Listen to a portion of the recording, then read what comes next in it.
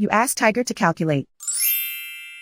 This deals with finding the midpoint between 2 points. The midpoint between the 2 points is negative 76.5, negative 0.5. Let's solve it step by step. Plot the 2 points and calculate the midpoint using the formula. The coordinates of point 1 are, x1 equals negative 60, y1 equals 33. The coordinates of point 2 are, x2 equals negative 93, y2 equals negative 34. PM represents the midpoint of the 2 points.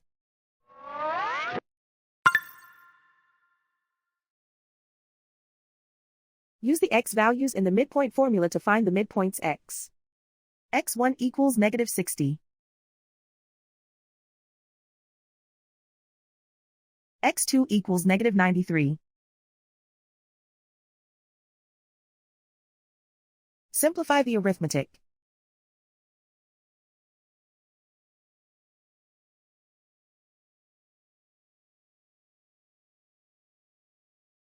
Use the y values in the midpoint formula to find the midpoints y. y1 equals 33.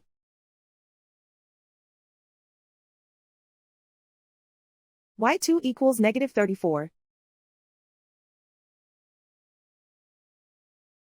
Simplify the arithmetic.